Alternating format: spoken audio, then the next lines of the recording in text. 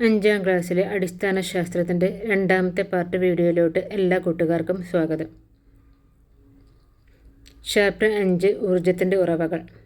കത്തുമ്പോൾ താപം പുറത്തുവിടുന്ന വസ്തുക്കൾ അറിയപ്പെടുന്നത് ഇന്ധനങ്ങൾ. ഇന്ധനങ്ങളെ പ്രധാനമായും 3ആയി തരംതിരിക്കാം. ഖര ഇന്ധനങ്ങൾ, വിറക്, കൽക്കരി, ദ്രാവക ഇന്ധനം, ഡീസൽ, പെട്രോൾ, മണ്ണെണ്ണ, വാതക ഇന്ധനങ്ങൾ, LPG, CNG, ഹൈഡ്രജൻ. പെട്രോളിയത്തിൽ നിന്ന് വേർതിരിച്ചെടുക്കുന്ന ഇന്ധനങ്ങൾ ഏതൊക്കെയാണ്? ഡീസൽ, പെട്രോൾ, മണ്ണെണ്ണ.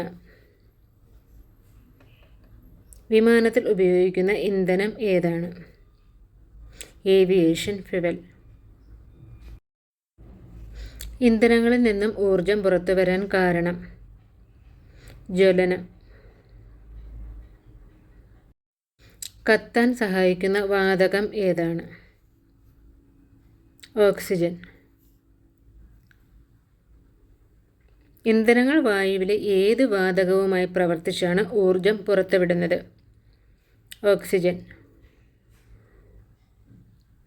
മനുഷ്യശരീരത്തിൽ ആഹാരം ഏത് വാതകവുമായി പ്രവർത്തിച്ചാണ് ഊർജം ഉണ്ടാകുന്നത്?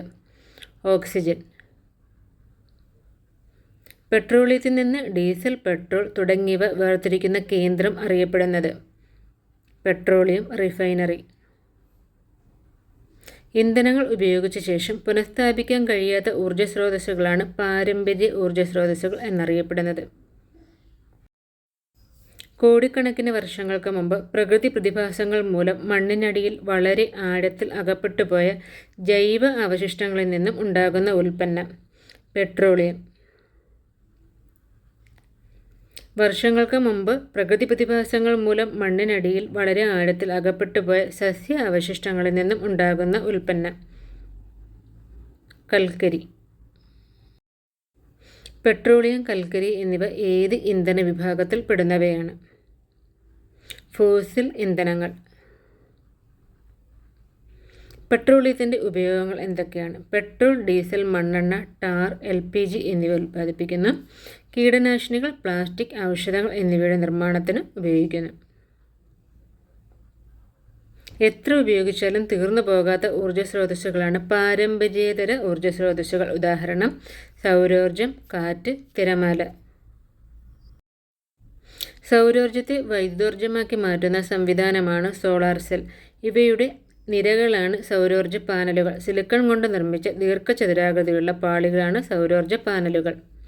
സൗരോർജത്തിൻ്റെ മേന്മകൾ എന്തൊക്കെയാണെന്ന് നോക്കാം. എത്ര ഉപയോഗിച്ചാലും തീർന്നു പോകില്ല. സൗരോർജം മലിനീകരണം ഉണ്ടാക്കുന്നില്ല.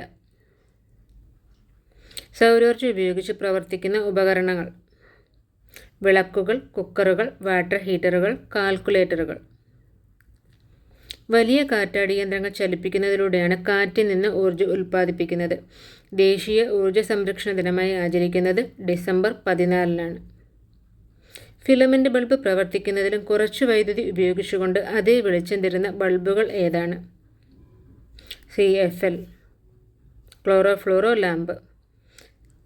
അറിവിൻ്റെ ജാലകങ്ങൾ. കണ്ണിൽ ഒരു വസ്തുവിൻ്റെ പ്രതിബിംബം പതിയുന്ന ഭാഗത്തിന് എന്താണ്? റെറ്റിന. റെറ്റിനയെ പ്രതിബിംബം തലകീഴായാണ് പതിയുന്നത്. റെറ്റിനയിൽ നിന്നും സന്ദേശത്തെ നേത്രനാഡികൾ തലച്ചോറിലെത്തിക്കുന്നു. തലച്ചോറ് വസ്തുവിൻ്റെ യഥാർത്ഥവും നിവർന്നതുമായ കാഴ്ച സാധ്യമാക്കുന്നു. അന്ധരായ ആളുകൾ സുരക്ഷിതമായി സഞ്ചരിക്കാൻ ഉപയോഗിക്കുന്ന വെളുത്ത വടി വൈറ്റ് കെയിൻ. അന്ധരായ ആളുകൾ എഴുതാനും വായിക്കാനും ഉപയോഗിക്കുന്ന ലിപി സമ്പ്രദായം ഏതാണ്? ബ്രെയിൽ ലിപി. ബ്രെയിൽ ലിപി വികസിപ്പിച്ചെടുത്ത വ്യക്തി ലൂയിസ് ബ്രെയിൽ, ഫ്രാൻസ്.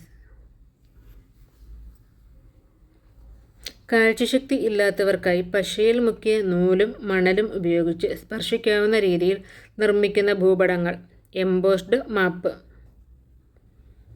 അന്ധരെ സഹായിക്കാൻ നിലവിലുള്ള സംവിധാനങ്ങളെന്ന് നോക്കാം. വൈറ്റ് കെയിൻ, ബ്രെയിൽ ലിപി, ടെക്ടൈൽ വാച്ച്, ടോക്കിംഗ് വാച്ച്. ബാഹ്യകർണം ഇല്ലെങ്കിലും ആന്തരകർണം ഉപയോഗിച്ച് തറയിൽ ഉണ്ടാകുന്ന നേരിയ ചലനങ്ങൾ പോലും തിരിച്ചറിയാൻ കഴിയുന്ന ജീവി പാമ്പ്. ചാപ്റ്റർ 8 അകറ്റി നിർത്താൻ രോഗങ്ങളെ. കൊതുകിൻ്റെ മുട്ട വിരിയുന്നത് എത്ര ദിവസം കൊണ്ടാണ്? 8 ദിവസം. ഏതൊക്കെ സൂക്ഷ്മജീവികളുടെ പ്രവർത്തന ഫലമായാണ് ജൈവ അവശിഷ്ടങ്ങളെല്ലാം ജീർണിച്ച് മണ്ണിൽ ചേരുന്നത്? Bacteria, fungus. വായുവിലൂടെ പകരുന്ന രോഗങ്ങൾ ജലദോഷം, ചിക്കൻ ബോക്സ്, മീസിൽസ്, ക്ഷയം, വെള്ളം, ആഹാരം എന്നിവയിലൂടെയാണ് എലിപ്പനി, ടൈഫോയിഡ്, കോളറ, മഞ്ഞപ്പിത്തം, ഈച്ച മുഖേന കോളറയും വയറിളക്കും, കൊതുക് മുഖേനയാണെങ്കിൽ മന്ത്, മലമ്പനി, ഡെങ്കിപ്പനി, ചിക്കുൻഗുനിയ, സമ്പർക്കം മുഖേന നമുക്ക് ചെങ്കണ്ണ്, കുഷ്ഠരോഗം എന്നിവ. കപ്പലുകളിൽ നിന്നും ഉണ്ടാകുന്ന എണ്ണച്ചോർച്ച മൂലം കടൽ മലിനമാകുന്നത് തടയാനായി ഉപയോഗപ്പെടുത്തുന്ന എണ്ണ ഭക്ഷിക്കുന്ന ബാക്ടീരിയകൾ സൂപ്പർ ബഗ് ബാക്ടീരിയ. ജനിതക എഞ്ചിനീയറിംഗിലൂടെ സൂപ്പർ ബഗ് വികസിപ്പിച്ചെടുത്ത ഇന്ത്യൻ വംശജനായ ശാസ്ത്രജ്ഞൻ ആരാണ്? ആനന്ദ് മോഹൻ ചക്രവർത്തി.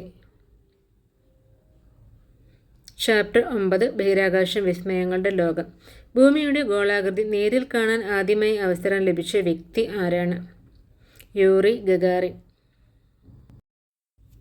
ആദ്യ ബഹിരാകാശ സഞ്ചാരി ആരാണ്? Yuri Gagarin. യൂറി ഗഗാറിൻ ബഹിരാകാശത്ത് എത്തിയത് എന്നാണ്? 1961 ഏപ്രിൽ 12. യൂറി ഗഗാറിനെ ബഹിരാകാശത്ത് എത്തിച്ച പേടകം ഏതാണ്? വോസ്റ്റോക്ക് 1 സോവിയറ്റ് യൂണിയൻ്റേതാണ്. ലോകത്തിലെ ആദ്യത്തെ കൃത്രിമോപഗ്രഹം ഏതാണ്? സ്പുട്നിക് 1 1957 ഒക്ടോബർ 4 വിട്ടത്. സോവിയറ്റ് യൂണിയൻ്റേതാണ്. അന്താരാഷ്ട്ര തലത്തിൽ ബഹിരാകാശ വാരമായി ആഘോഷിക്കുന്നത് എന്നാണ്?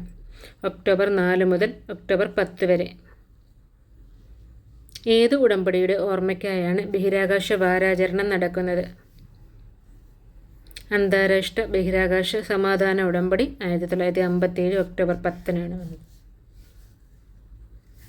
ഇന്ത്യയുടെ ആദ്യ കൃത്രിമ ഉപഗ്രഹം ഏതാണ്? ആര്യഭട്ട 1975. അമേരിക്കയുടെ ആദ്യ ഉപഗ്രഹ വിക്ഷേപണം നടന്നത് ഏത് വർഷമാണ്? 1958.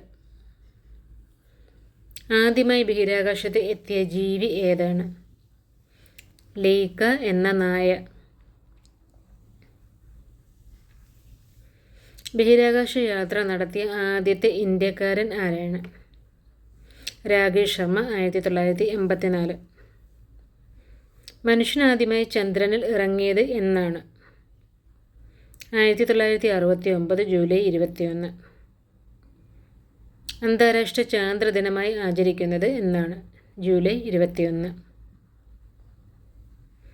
ഇന്ത്യൻ ബഹിരാകാശ പദ്ധതികൾക്ക് തുടക്കമിട്ട വ്യക്തി അല്ലെങ്കിൽ ഇന്ത്യൻ ബഹിരാകാശ പദ്ധതിയുടെ പിതാവ് എന്നറിയപ്പെടുന്നത് ആരെയാണ്? വിക്രം സാരാഭായി. വാർത്താവിനിമയത്തിന് ആശ്രയിക്കുന്ന ഉപഗ്രഹം ഏതാണ്? ഇൻസാറ്റ്. ഭൂവിഭവ പഠനം, കാലാവസ്ഥ പഠനം തുടങ്ങിയവ ആവശ്യങ്ങൾക്ക് ഉപയോഗിക്കുന്ന ഉപഗ്രഹം IRS. വിദ്യാഭ്യാസ ആവശ്യങ്ങൾക്കായി പ്രയോജനപ്പെടുത്തിയിരിക്കുന്ന ഉപഗ്രഹം എഡ്യൂസാറ്റ്. ഇന്ത്യയുടെ ചന്ദ്ര പര്യവേഷണ പദ്ധതി ചന്ദ്രയാൻ. ഇന്ത്യയുടെ പ്രഥമ ചന്ദ്രദൗത്യം ചന്ദ്രയാൻ 1 2008 ഒക്ടോബർ 22 വിട്ടത്. ഇന്ത്യയുടെ ചൊവ്വ ദൗത്യം ഏതാണ്? മംഗൾയാൻ. ഇന്ത്യയുടെ സൗരദൗത്യം ഏതാണ്? ആദിത്യ. ചാപ്റ്റർ 10 ജന്തുവിശേഷങ്ങൾ. കേരളത്തിൽ ദേശാടന പക്ഷികൾ ധാരാളമായി എത്തുന്ന സ്ഥലങ്ങൾ ഏതെല്ലാമാണ്? കടലുണ്ടി, തട്ടേക്കാട്, കുമരകം. ലോകപ്രസിദ്ധനായ ഒരു പക്ഷി നിരീക്ഷകൻ ആരാണ്? ഡോക്ടർ സലീം അലി. ദേശീയ പക്ഷി നിരീക്ഷണ ദിനമായിട്ട് ആചരിക്കുന്നത് എന്നാണ്? നവംബർ 12 ഡോക്ടർ സലീം അലിയുടെ ജന്മദിനം. ഡോക്ടർ സലീം അലിയുടെ ആത്മകഥ ഒരു കുരുവിയുടെ പതനം. മുട്ടയിടാൻ വേണ്ടി ദീർഘദൂരം യാത്ര ചെയ്യുന്ന ഒരിനം മത്സ്യം സാൽമൺ. വേനൽക്കാലം ആകുമ്പോൾ സാൽമൺ മത്സ്യങ്ങൾ ഏത് സമുദ്രത്തിൽ നിന്നാണ് യാത്ര ആരംഭിക്കുന്നത്?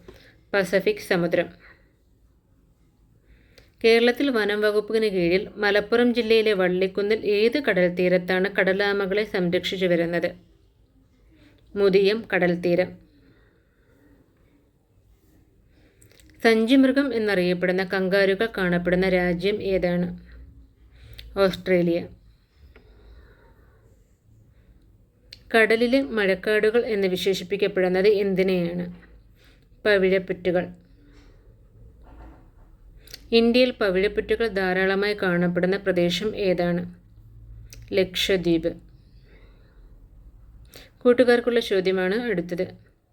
ലോകത്തിലെ ഏറ്റവും വലിയ പവിഴപ്പുറ്റുകൾ ഏതാണ്? ഉത്തരം അറിയാമെന്നവർ കമൻറ്റ് ചെയ്യുക. അടുത്തൊരു വീഡിയോ ആയിട്ട് നമുക്ക് വീണ്ടും കണ്ടുമുട്ടാം. അതുവരെ എല്ലാവർക്കും ബൈ. Thanks for watching.